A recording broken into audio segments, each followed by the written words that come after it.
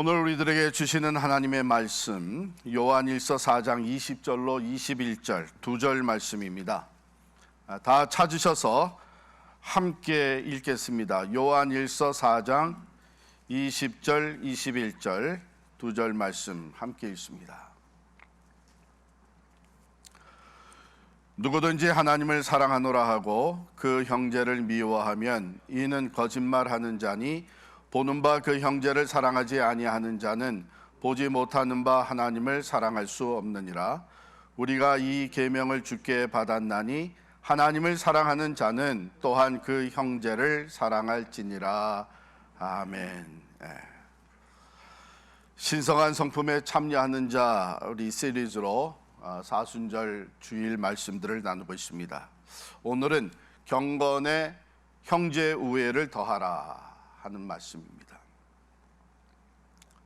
전에도 한번 얘기 들려드린 적이 있는데 한 나그네가 말을 타고 길을 가다가 세 형제가 심히 다투고 있는 것을 보았어요. 그래서 사정을 물어보니까 아버지가 말 17마리를 유산으로 남겨줬는데 이제 장례식을 치른 후에 유산을 나누는데 이게 합의가 안 되는 거예요. 맏형에게는 절반을 주셨고 둘째 아들에게는 3분의 1을 주셨고 막내에게는 9분의 1을 줬어요. 맏형이 먼저 그럼 내가 절반을 가져가겠다. 근데 17마리니까 내가 9마리를 가져가겠다. 그러니까 다른 동생들이 그건 절반이 넘지 않습니까? 허락 안 되는 거예요. 그럼 둘째 너부터 해봐라. 17마리에 3분의 1이니까 그럼 내가 6마리 가져가면 되겠습니다. 했더니 그것도 3분의 1이 넘으니 이거는 안 된다. 그럼 막내부터 하자. 막내가 난 9분의 1이니까 2마리. 그것도 9분의 1이 넘어서 안 된다. 아니 나는 고작 해야 이 2마리 9분의 1인데 이것도 안 되느냐 뭐 이러면서 서로 막 다투고 있는 거예요. 이 나그네가 가만 보니까 이거 형제들이 이래서는 안 될 텐데 해서 자기가 타고 가던 말을 내줬어요. 자, 이 말을 가지고 다시 나누시오. 그랬더니 이제 도합 18마리가 됐어요. 그래서 큰형이 9마리를 가져가고 그 다음에 둘째가 6마리를 가져가고 막내가 2마리를 가져갔어요. 한 마리가 남았어요. 나그네가 자기 말 타고 갔어요. 그러면서 가면서 하는 말이 형제들끼리 서로 양보하면서 아버님도 이제는 안 계시는데 서로 사랑하며 사세요. 여러분 형제 우애 당연한 거 아니에요? 그죠? 형제가 서로 사랑하는 거 당연한 건데 참 그렇지 못한 경우가 많기 때문에 그래서 골육상쟁이라는 말이 나오죠. 한 부모 밑에서 태어났는데 서로 형제들이 화목하지 못하고 서로 다투는 거예요. 여러분 사실 우리 인간 역사의 첫 살인이 형제 사이에서 일어났습니다. 가인이 동생 아벨을 돌로 쳐 죽였어요. 이스라엘 민족의 조상들이라고 하는 야곱의 12아들 그 요셉의 형들이 요셉을 노예로 팔아넘겼어요. 사실은 죽이려다가 팔아넘겼죠. 다른 사람이 아니라 형에 의해서 죽임을 당하고 형제들에 의해서 노예로 팔려갔어요. 자, 오늘 우리 베드로후서 1장에서 시작된 그 신성한 그리스도인의 성품 계속해서 되고 있는데요. 믿음의 덕을, 덕의 지식을, 지식의 절제 인내를, 인내에 경건을 더하고 지난주에 말씀드렸고요. 오늘은 경건의 형제 우애를 더하라. 여러분 경건은 어떻게 보면 하나님과 우리의 옳은 관계를 얘기하는 것이고 형제 우애는 형제 사이의 옳은 관계를 말하는 것이죠. 성경은 이제 다음 주일에 말씀드리겠지만 이제 마지막 시리즈 마지막인데 일반 사랑, 다른 사람들을 사랑하는 것 이전에 형제끼리 먼저 사랑하는 것을 가르쳐 주고 있어요. 형제 우애. 우리가 예수 그리스도의 한 피 받아 한 형제 자매가 됐어요. 하나님을 한 아버지로 모시고 살아가는 한 형제 자매가 됐습니다. 여러분, 모든 싸움이 추해요. 싸우는 건 정말 추합니다. 근데 모든 싸움이 추한데 그 중에 권력 상쟁은 가장 추하지 않습니까? 어떻게 형제가. 마찬가지로 교회 모든 문제가 있는데 가장 추한 것이 뭐냐?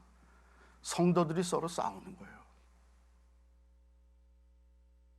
하나님을 아버지라고 함께 부르면서 예수 그리스도의 피로 우리가 한 형제 자매 됐다고 얘기하면서 서로 싸우는 것, 참으로 교회가 서로 다투고 싸우는 것은 하나님의 영광을 크게 가리우는 일이고 세상 사람들이 볼 때 말할 수 없이 추한 모습이 됩니다.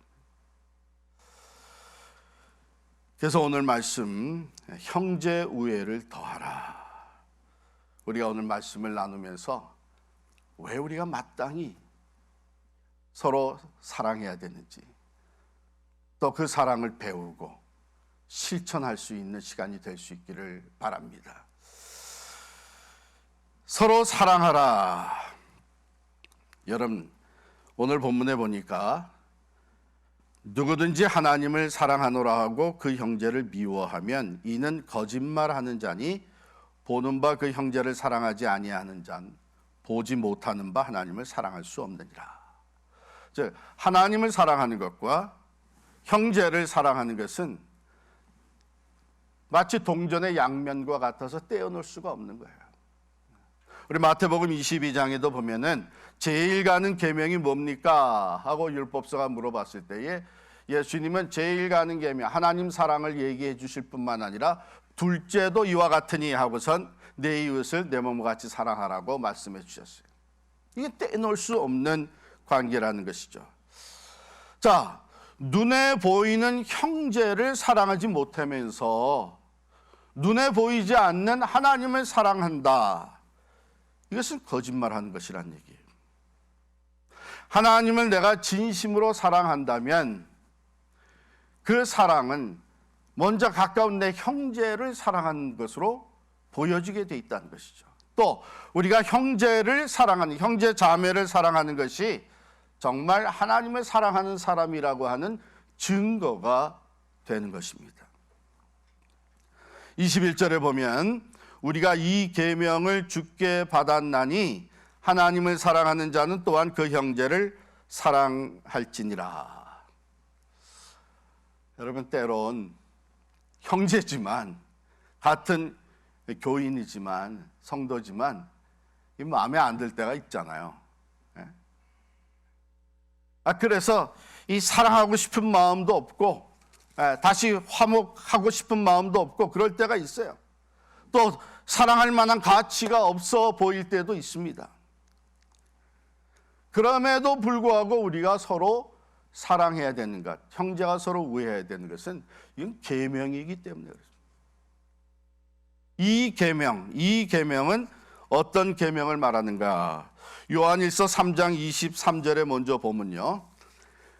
그의 계명은 이것이니 곧 그 아들 예수 그리스도의 이름을 믿고 그가 우리에게 주신 계명대로 그 다음에 뭐예요? 서로 사랑할 것이니라. 또 요한복음 13장 34절에 보면 새 계명을 너희에게 주노니 서로 사랑하라. 내가 너희를 사랑한 것 같이 너희도 서로 사랑하라. 이 계명을 우리가 주께 받았다. 계명, commandment. 그거는 다른 옵션이 주어진 거 아니에요. 계명, 명령은 순종이 따를 뿐입니다. 뭐 다른 익스큐스가 있을 수 없어요. 이 계명대로 못한다면 결국은 내가 순종하지 못하는 것이지, 계명을 받은 우리들은 서로 사랑해야 되는 것이죠. 그런데 요한복음 13장 34절에 보면 새 계명을 너에게 주노니 그랬어요. 그 전에 없었던 새로운 계명을 주신 거냐? 그건 아니에요. 구약성경에서도 쭉 보게 되면 사랑에 대해서 얘기를 하고 있습니다. 그런데 이미 과거에 주어진 계명들을 온전하게 지킬 뿐만 아니라 그것을 완성시킬 수 있는 계명이기 때문에, 즉 모든 계명이 이 계명 안에서 완성될 수 있기 때문에 새 계명이라고 그런 거예요.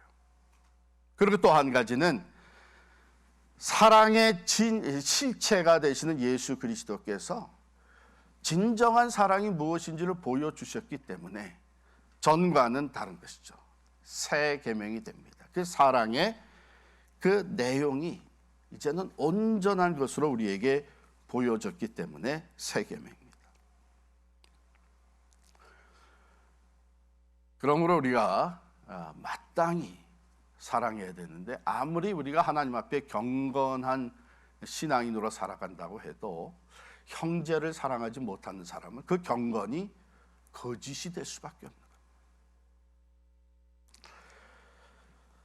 이제 우리 성도가 서로 사랑해야 되는 이유를 몇 가지 더 살펴보겠어요. 먼저 요한일서 4장 7절 8절에 보십시다. 우리가 너무나 잘 아는 말씀인데요. 사랑하는 자들아, 우리가 서로 사랑하자. 사랑은 하나님께 속한 것이니 사랑하는 자마다 하나님으로부터 나서 하나님을 알고 사랑하지 아니하는 자는 하나님을 알지 못하나니 이는 하나님은 사랑이심이라. 하나님의 본성이, God's nature가 사랑이라는 거예요. 그럼 우리가 하나님으로부터 나왔다. 여기 보면 하나님으로부터 나와서 하나님을 아는 사람들, 우리들, 그 DNA를 가지고 태어난 사람들인 것이죠.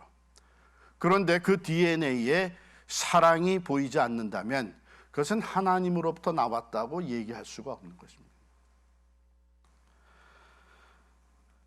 그럼 우리는 본질적으로 사랑이신 하나님 아버지의 자녀들이기 때문에 자녀가 부모를 닮는 것은 당연한 겁니다. 그래서 우리는 서로 사랑해요. 내가 그 사랑이 없다고 하면 참 하나님과 나와의 관계에 심각한 문제가 있다. 이것을 깨달아야 되죠. 두 번째, 요한일서 4장 19절 보겠습니다. 요한일서 4장 19절, 우리가 사랑함은 그가 먼저 우리를 사랑하셨습니다. 즉 우리가 먼저 그 놀라운 사랑을 받았기 때문에. 어떤 사랑이에요? 우리를 죄와 사망에서 구원하시기 위해서 하나님께서 자기의 독생자도 아낌없이 내주셨어요. 화목의 제물로서 희생시키셨어요. 예수님이 자기의 생명을 우리를 위해서 내주셨어요. 이 사랑을 우리가 먼저 받았다는 것이죠. 우리는 여전히 죄 가운데 있었고 죄로 말미암아 하나님과 원수되어 있을 때에 하나님이 먼저 우리를 사랑하셨기 때문에 이 사랑을 받은 사람으로서는 당연히 다른 사람을 사랑해야 되는 것이죠. 마땅한 것입니다.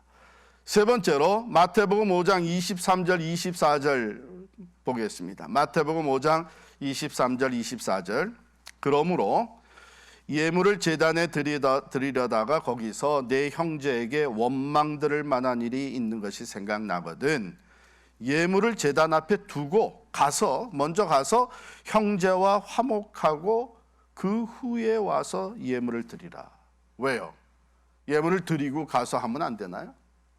근데 예수님이 뭐라 하냐면 놔두고 하나님께 제사드리고 예배 드리는 거, 그 예물 놔두고 먼저 가서 형제와 화목하고 와서 예물을 드리라는 거예요. 왜? 화목하지 않은 관계, 형제를 미워하면서 형제를 원망하면서 하나님께 드리는 예배는 연락되지가 않는다는 거예요.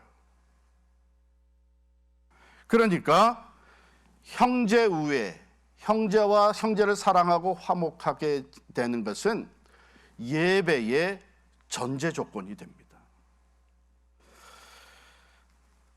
네 번째, 요한복음 13장 35절인데요. 너희가 서로 사랑하면 이로써 모든 사람이 너희가 내 제자인 줄 알리라. 이건 무슨 말이에요? 성도들이 서로 사랑하는 것이 전도의 전제 조건이 되는 거예요. 교회를 이루고 있는, 그리스도의 몸된 교회를 이루고 있는 성도들이 서로 사랑할 때에 세상 사람들이 너희가 참 내 제자인 줄 알리라 이렇게 말씀하셨어요. 그 증거를 얻게 됩니다. 정말 예수 믿는 사람들이구나. 예수님은 사랑이라는 것을 우리도 알고 있는데 세상 사람들이, 그런데 예수 믿는 사람, 저 사람들이 서로 사랑하는 거 보니까 정말 저들은 예수 믿는 사람들이구나, 그리스도의 제자들이구나. 그런데 그 반대가 되면 어떡하겠어요? 하나님의 영광을 가리우겠죠. 전도의 문이 막혀버리겠죠. 그렇기 때문에 형제 외에 형제가 서로 사랑하는 것은 전도의 전제 조건이 됩니다. 다섯 번째로 베드로전서 4장 8절에 보면요, 무엇보다도 뜨겁게 서로 사랑할지니 사랑은 허다한 죄를 덮느니라 그랬어요. 서로 사랑함으로 남의 허물을 덮어주는 것은 그리스도의 사랑을 실천하는 성령의 역사입니다. 성령께서 역사하실 때는 우리가 서로 사랑하면서 다른 사람의 실수와 잘못과 허물을 덮어주게 하시는 것이 성령의 역사예요. 왜냐하면 그리스도께서 이미 그의 보혈로 우리의 모든 죄와 허물을 덮어주셨어요. 그래서 그 그리스도의 영, 성령의 역사는 다른 사람의 허물을 덮어주는 거예요. 그러나 마귀의 역사는 다른 사람의 허물을 들춰내는 겁니다. 소문을 내고 과거에 있었던 것 같이 다 들춰내고 다른 사람의 부족하고 약하고 실수하고 잘못한 것을, 그 허물을 들춰내는 것은 마귀의 역사입니다. 자, 그렇다면 이 허물에 대해서, 다른 사람에게 보여지는 그 허물에 대해서 우리가 어떻게 반응하느냐에 따라 영적 전쟁에 이기게도 되고 패하게도 되는 거예요. 성령의 역사를 따라서 다른 사람의 허물을 덮어주는 것은 영적 전쟁에 승리하는 겁니다. 왜? 마귀는 그 허물을 자꾸 들춰내서 분열을 조성하는 거예요. 여러분 아마 다 경험했을 거예요. 누가 나의 잘못을 지적하면서 당신 이러고 당신 같은 사람이 어떻게 뭐 이러면서 지적을 하면, 그럼 당신 뭐라 그러죠? 아유, 내가 정말 잘못했습니다. 아유, 죄송합니다. 아유, 난 다시 이제 나타나지 않겠습니다. 그래요? 열이면 열이 다 뭐라, 그러는 너는. 이래가지고 서로의 허물을 들추어내게 만드는 것. 그래서 온갖 더럽고 추잡스러운 것으로 가득 차게 만드는 거예요. 서로 찌르고 서로 손가락질하고 서로 판단하고 서로 정죄하게 만들. 그래야 어떻게 돼요? 가정이 파괴돼요. 교회가 흩어져요. 이게 마귀의 역사예요. 성령의 역사는 뭐냐? 주께서 우리의 모든 죄와 허물을 그의 보혈로 덮어주신 것처럼 잘못을 덮어주고 방패막이가 되어주고, 이렇게 한 것이 성령의 역사. 거기에서 우리는 이 마귀가 서로 싸우고 분열하고 흩어놓으려고 하는 것을 극복하는 영적 승리자가 될 수 있는 줄 믿습니다. 자, 그렇다면 우리 실제적으로 우리가 형제를 사랑하는 일에, 형제 우애에 방해가 되는 것, 그걸 어렵게 만드는 것, 그래서 오히려 관계를 멀리 만들고 깨뜨려 놓는 것, 몇 가지 얘기를 해보십시다. 뭐 우리가 쉽게 알고 있는 거죠. 시기, 교만, 그 우월감, 그래서 남을 이제 낮추보고, 또 욕심, 풀지 않는 그 원망, 용서하지 못하는 것, 이기심. 여러분 이런 것들이 있어서 가정에서도 또 공동체 안에서도 교회에서도 형제 간에 불화가 조성이 되는 것이죠. 여기서 특별히 제가 오늘 세 가지만 말씀을 드리면, 이 시기라고 하는 것, 우리 성경에 보면 가인이 아벨을 돌로 쳐 죽인 것이 시기심이 있어요. 하나님께서 아벨의 제사는 받으시고 자기의 제사는 받지 않으셨어요. 자기에게 잘못이 있는 것은 깨닫지 못하고 시기했어요.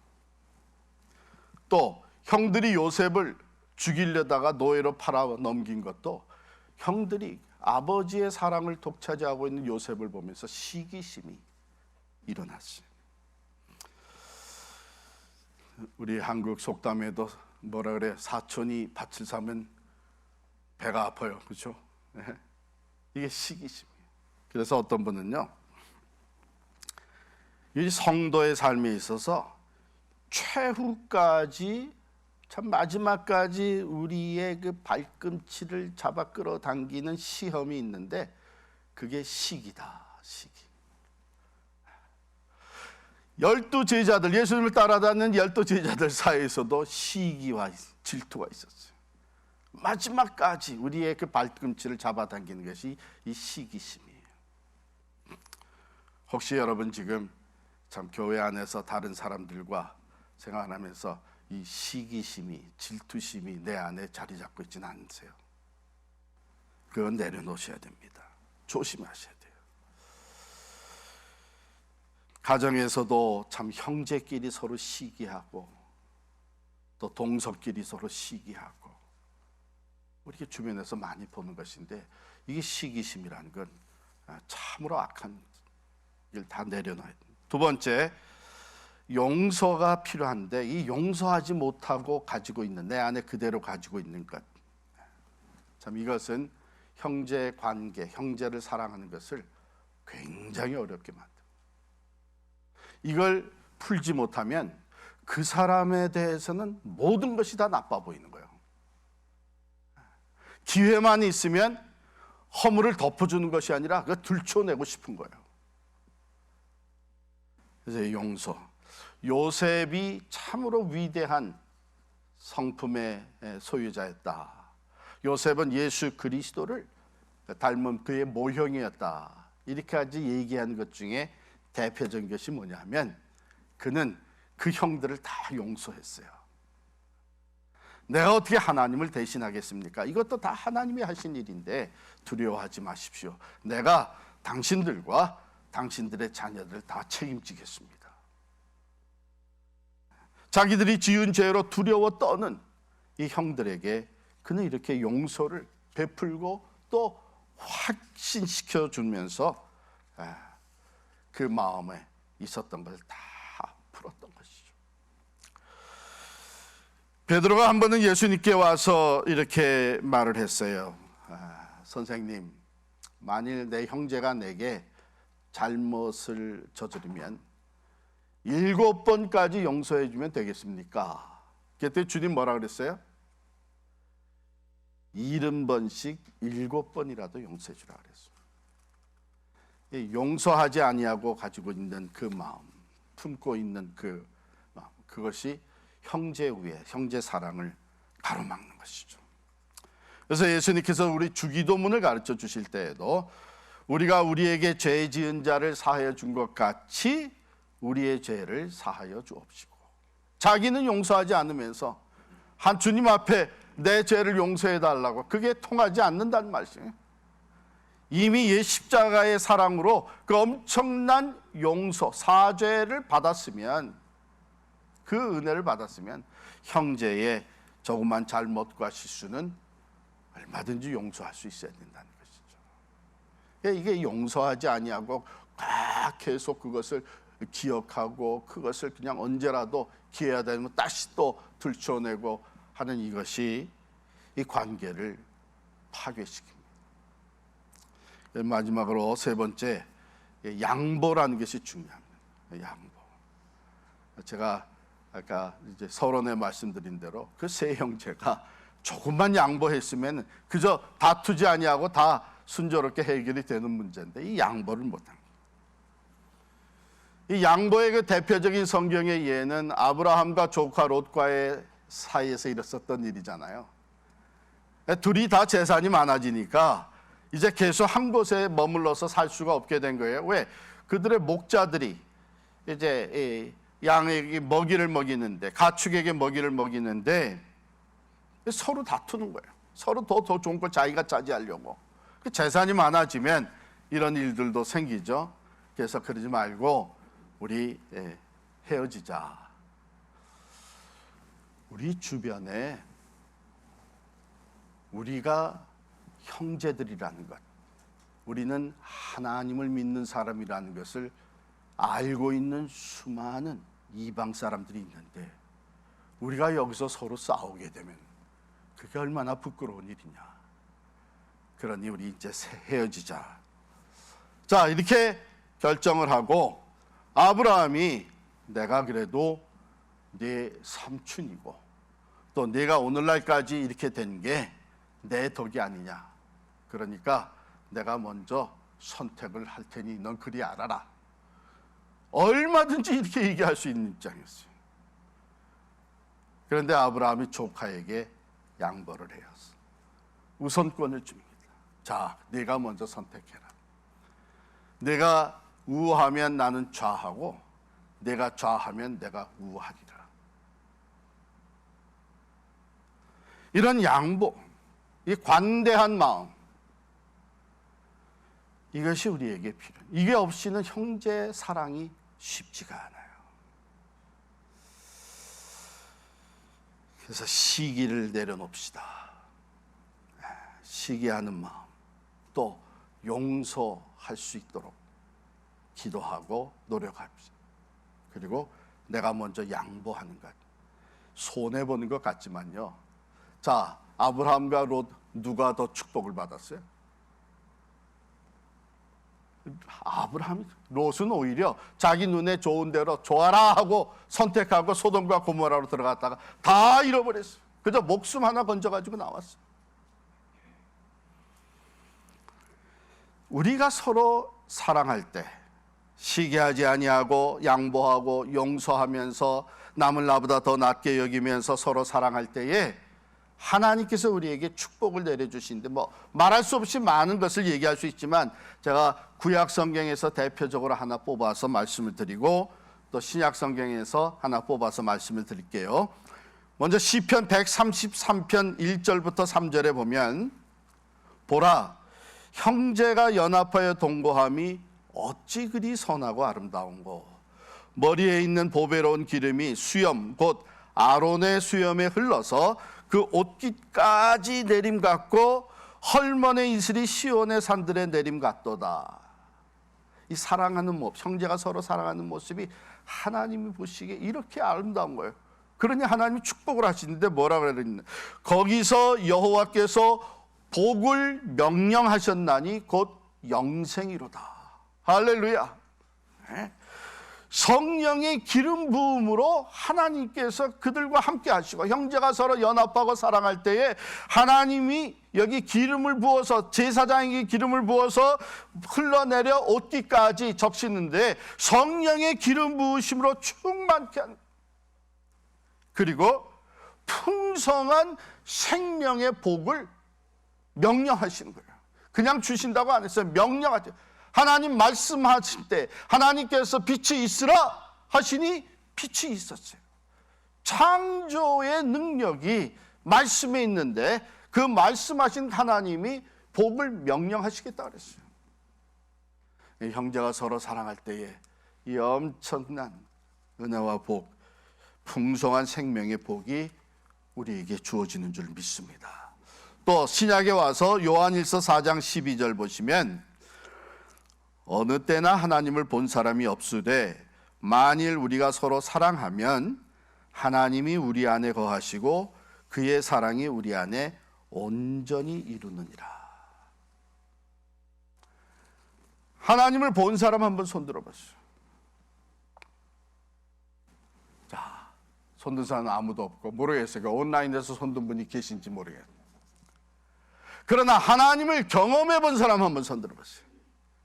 아, 하나님이 여기 계시는구나. 하나님을 경험해 본 사람. 네, 맞아요. 우리가 하나님을 육안으로 볼 수는 없지만 하나님이 여기 우리와 함께 계시다고 하는 것을 경험은 할 수 있어요. 오늘 그 말씀이에요. 이게 우리가 하나님을 볼 수는 없지만 우리가 서로 사랑하면 하나님이 우리 안에 거하시고. 여러분, 전도는요 여기서부터 시작되는 거예요. 초청받아 왔어요. 교회라는 곳에 처음 와봤어요. 그런데 여기 느낌이 달라. 분위기가 달라. 사람들이 관계하며 교제하는 게 세상과 달라. 서로 사랑으로 섬겨주고, 서로 위해주고, 위해서 기도해주고, 누가 조금 실수를 해도 다 덮어주고 용서해주고. 이 사람이 무슨 생각이 들게, 야 이건 별난 세상이다. 이게 천국이라는 건가? 맞아요. 왜? 하나님이 거기 함께 계시는 거예요. 그래서 우리는 하나님을 보게 해줄 수는 없지만 하나님을 느끼도록 경험하게 해줄 수 있어. 왜? 우리가 서로 사랑하면 하나님이 우리 안에 거하신다 그랬습니다. 서로 사랑하는 그 가정 안에 하나님이 임마누엘, 인드웰링 하시는 거예요. 서로 사랑하는 그 공동체 교회 안에 하나님이 함께 하시는 것을 우리가 경험하게 됩니다. 여러분, 어떤 상황에 놓이든지 간에 아무리 어렵고 힘든 시련을 겪는 가운데서도 우리가 서로 뜨겁게 사랑할 때에 우리가 여기 하나님이 우리와 함께 계시다 하는 것을 확신하게 되면 세상이 주지 못한 위로가, 힘든 거 어려운 가운데서도 우리는 소망이 생겨요. 왜? 하나님이 우리와 함께 계십니다. 이것이 우리에게 주어지는 놀라운 축복입니다. 뿐만 아니라 그의 사랑이 우리 안에 온전히 이루느니라 그랬어요. 즉 사랑의 그 풍성함, 하나님의 사랑의 그 풍성함, 그 완전함, 그 사랑의 성숙함, 이것이 우리에게 주어지는 거예요. 여러분, 교회는 무엇보다도 사랑이 넘치는 교회가 되어야 됩니다.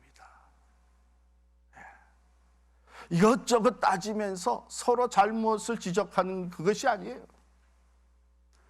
먼저 서로 사랑하고 그 사랑 안에서 부족하고 연약하고 했던 것들이 다 변화되는 거예요. 이 사랑의 능력을 우리가 체험하면서 그 사랑을 실천할 수 있기를 바랍니다. 어떤 사람이 아주 멋있는 새 자전거를 열심히 닦고 있었어요. 이제 그 옆을 지나가던 한 청소년 아이가 그게 너무나 부러워 보였어요. 그래가지고 가서 물어봅니다. 아저씨, 이 자전거 꽤 비싸게 주고 사셨죠? 얼마 주고 사셨어요? 그랬더니 아저씨가 이거 사실은 내가 산 게 아니고 우리 형님이 내게 주신 거야. 그랬더니 얘가 눈이 둥그러지면서 나도 그런 형, 이렇게 얘기를 한 거예요. 말을 잊지 못했죠. 나도 그런 형이. 여러분도 그렇지 않겠어요? 나도 그런 형이 있으면 좋겠다. 이 자전거 주인은 당연히 이 아이가 나도 그런 형이 있으면 좋겠다라고 말할 줄 알았는데, 이 아이가 다시 말을 이어서 하는 말이, 나도 그런 형이 되어 주었으면 좋겠어요. 나에게 동생이 하나 있는데 얘가 몸이 허약해가지고 조금만 뛰고 달리기를 해도 숨이 차가지고 달리질 못해요. 걔에게 이런 자전거를 줄 수 있는 형이 되면 얼마나 내가 행복하겠어요.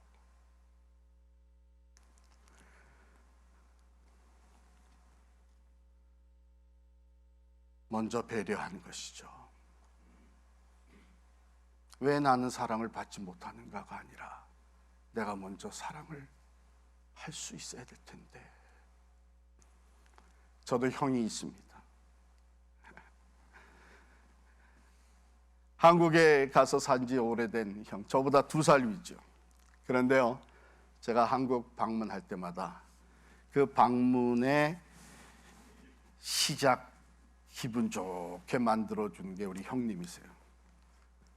가자마자 도착해서 연락을 해서 만나면 형이 이번에는 며칠 있다 가게 되냐? 이번에는 뭐 한 일주일 정도 있다 간다고. 그래? 그럼 봉투를 하나 꺼내주면서 야, 네가 뭐 여기 와서 또 돈 바꾸고 그러지 말고 여기 있는 동안 이거 그냥 용돈으로 써라. 여러분, 이 나이 60이 넘어가지고 형한테 용돈, 그것도 뭐 제가 돈이 없어서 구걸 하고 다니는 것도 아닌데, 그런데 그 형이 용돈으로 주는 것이 얼마나 참으로 기분 좋고 감사한지 몰라요. 그래서 거기 갈 때마다 그래서 이번에 여기 있는 동안 이거 써라. 보통은 우리 형제들이 어떻게 생각해요? 미국에서 이번에 또 나왔어. 이번에 뭐 선물 하나 가져왔냐? 이번에 한국 다녀왔어? 그 선물 하나 사가지고 왔나? 이게 우리가 자주 우리 나 중심적이 되기 쉬워요. 제가 지금 좀 낙심이 되는 것은 형이 이제 조만간에 곧 은퇴를 하고 다시 미국에 들어와서 살겠대요. 그러면 이제 뭐 용돈 받는 일이 없겠구나 이런 생각이 듭니다. 참 이 나이에도 참 형이 먼저 배려를 해주는 게 얼마나 참 감사하고, 비행기 장시간 타고 가서 피곤한데 그 피로가 다 풀리는 거예요. 오늘 우리에게 주시는 이 하나님의 말씀, 우리가 모르는 얘기를 하고 있는 건 아니죠. 그래서 다시 또 필요해서 나눈 얘기인데, 모르지는 않지만 이게 형제 사랑이 잘 안 되는 이유가 어디에 있는가 생각해 보셨어요? 우리가 이게 형제끼리 또 성도들끼리 계속 이렇게 지내서는 안 되는데, 그러면서도 이게 잘 안 되는 이유가 어디 있느냐? 큰 장애가 있는데 기다림이에요. 기다림. 그리고 우리로 하여금 기다리게 하는 것이 자존심이에요. 왜 내가 먼저 찾아가? 자기가 먼저 찾아와야지. 이러면서 우리가 기다리는 거예요. 그런데 하나님의 말씀은 하나님이 우리를 먼저 사랑하셨다 그럽니다. 그러므로 너희도 서로 사랑하라고 하는 데에는 내가 먼저 사랑해야 되는 것이 있어요. 오래된 복음성가입니다. 최영덕 씨가 작시 작곡했는데, 제가 한번 가사를 이제 읽어드리고 또 여러분 도중에 원하시면 같이 부르셔도 돼요. 배경음악을. 제목이 내가 먼저 손 내밀지 못하고, 내가 먼저 손 내밀지 못하고, 내가 먼저 용서하지 못하고, 내가 먼저 웃음 주지 못하고 이렇게 머뭇거리고 있네. 그가 먼저 손 내밀기 원했고, 그가 먼저 용서하길 원했고, 그가 먼저 웃음 주길 원했네. 나는 어찌 된 사람인가? 내가 먼저 섬겨주지 못하고, 내가 먼저 이해하지 못하고, 내가 먼저 높여주지 못하고 이렇게 고집부리고 있네. 그가 먼저 섬겨주길 원했고, 그가 먼저 이해하길 원했고, 그가 먼저 높여주길 원했네.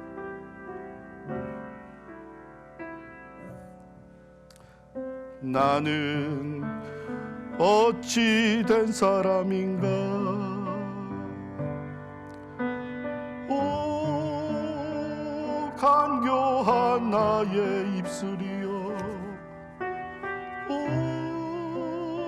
교만한 나의 마음이여, 왜 나의 입은 사랑을 말하면서 왜 나의 맘은 화해를 말하면서 왜 내가 먼저 져줄 수 없는가? 왜 내가 먼저 손해볼 수 없는가?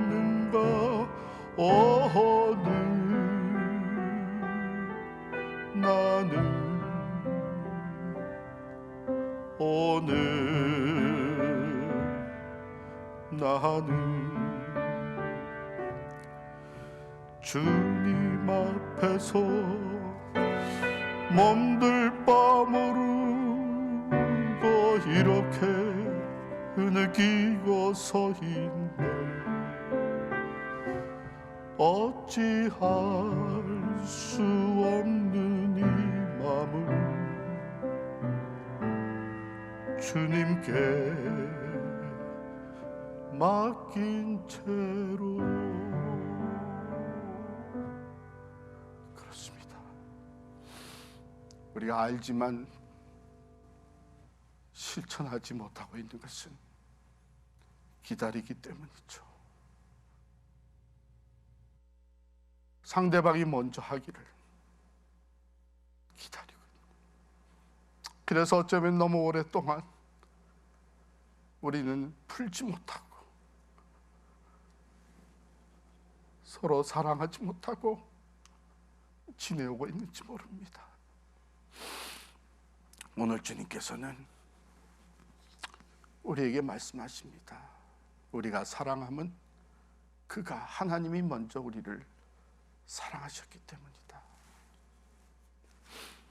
사랑하는 성도 여러분, 오늘 이 시간 우리 잠시 기도하는 시간에 오늘 말씀을 들으면서 말씀의 결론을 함께 맺으면서 하나님이 내게 생각나게 한 사람이 누군지, 내가 먼저 찾아가야 될 사람, 내가 먼저 손 내밀어야 될 사람, 내가 먼저 사랑을 실천해야 될 사람이 누군지, 내 가정 안에서, 교회 안에서 형제를 사랑하는 것이 참으로 하나님 앞에 바른 관계가 경건이라면 하나님 앞에 바른 형제 관계가 우애하고 사랑하는 것일진데, 이 시간 하나님께 도움을 구하면서 기도하는 시간을 가집시다. 하나님, 마음은 있었지만 내가 선뜻 나서질 못했습니다. 오늘 말씀을 듣고 결단을 합니다. 나를 도와주옵소서. 내가 먼저 찾아가고, 내가 먼저 용서하고, 내가 먼저 품을 수 있게 해주옵소서. 우리 다 같이 한 2분 동안 간절하게 기도하는 가운데 하나님의 사랑이 우리 가운데 부어지는 귀한 시간 될 수 있기를 바랍니다. 기도하겠습니다.